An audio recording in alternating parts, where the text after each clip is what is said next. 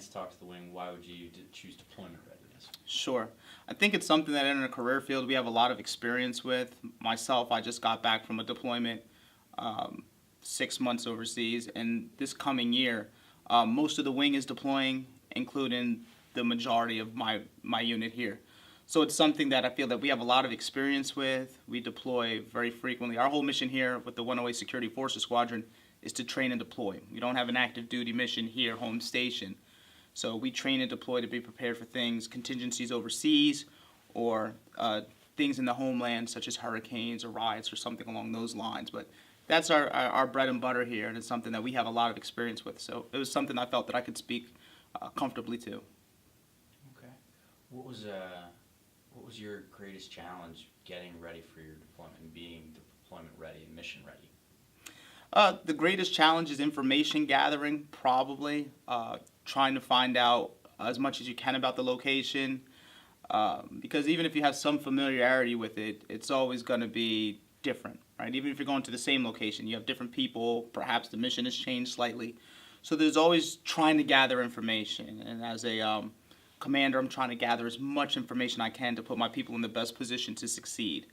So it's gathering information so you can be prepared, but also preparing yourself to leave, making sure your finances are set, making sure your family is taken care of.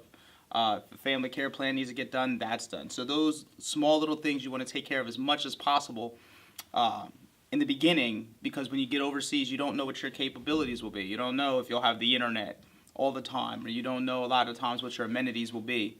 So the more you can do in the beginning, the better off you'll be for your deployment, and it will save you a lot of headaches. Okay. Do you have any personal stories that you wouldn't mind sharing of your getting ready to go? Sure. I mean, I don't know if they're good stories per se, but definitely informing my wife and letting her know and sitting down with her and forming a plan. We do have 2 small children, so trying to prepare them for it in the right time to tell them, to let them know, and allow them to kind of be part of the process and ask some questions. Giving my wife information, letting her know, what our capabilities will be, preparing our finances ahead of times. Felt a lot of that helped with preparing for the stress of deployment and getting a lot of that taken care of and out of the way. Didn't alleviate all of her worries, but I think it did a great deal to help her feel a little bit more at ease with the process.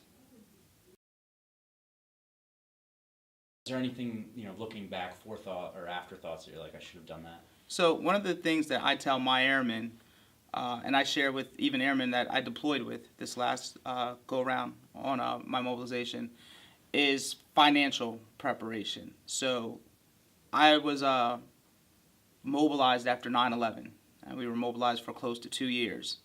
And jokingly, I always tell them, but it's true, I don't know where that money went. I mean, I was a much younger man, and I was busy just spending and spending. But as I've gotten older and on subsequent deployments, I was better with managing my money and setting a game plan for my finances. So if I was going to be deployed, make it worthwhile for me financially, and just game planning other things as far as, if there was PME that needed to be accomplished. Game planning that and making sure that I was squared away before I left. I was able to accomplish my squadron officer course while I was over deployed. But these were things that I had set up before I got there. So then when I got there, I was able to hit the ground running. There's already enough stress with deployment. So anything you can do prior to deployment makes the deployment less stressful. That's why communicating with your family and your spouse is very helpful. That's why preparing, gathering as much information as you can to avoid hiccups. You're inevitably going to run into something, but you're trying to run into less things. And preparing yourself financially. If you have a game plan for your finances, then there's less stress. Hopefully that will come up. So being prepared is what we do. And as officers and senior NCOs, passing down that knowledge to airmen can help relieve a lot of anxiety. But win a fight anywhere, anytime, I mean, that's going to come from our physical fitness, making sure that we're physically fit when we get out there and prepared for the fight. And the other thing that is, and it kind of weaves into innovativeness, we are very, very fortunate in that technology moves very quickly. And we're fortunate that a lot of our younger airmen are very comfortable with that technology.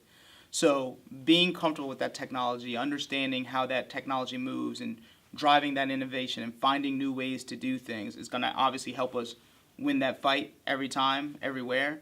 And it's going to drive innovation, because once we encourage airmen to do that, that stuff catches on and they'll see that. And of course, there's a time and a place for those types of things, but by being in a respectful way, saying, hey, listen, I think there's a better way we can do this. We can do X, Y, Z, and this will be beneficial to us. I think that helps. Okay. Is there anything I haven't asked? Any points you really want to hit that I didn't get? You should have.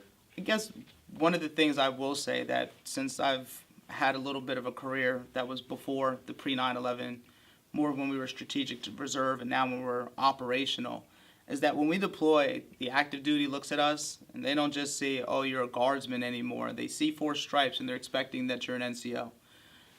Make sure you know your job. Read books on leadership and leading people and individuals. Become a better and an effective leader.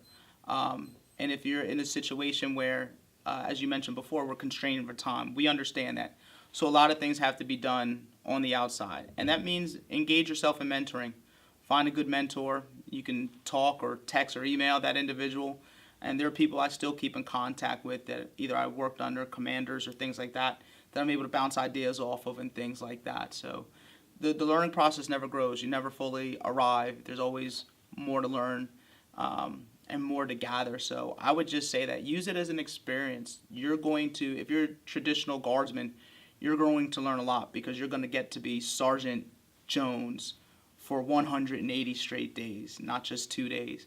And so you'll learn a whole lot on that, and you'll be better for the experience. Go in there with a positive attitude. Go in there determined to show them that, hey, the guardsmen are here, and we're prepared, and we're ready to contribute. And I promise you, you'll learn a lot from that deployment.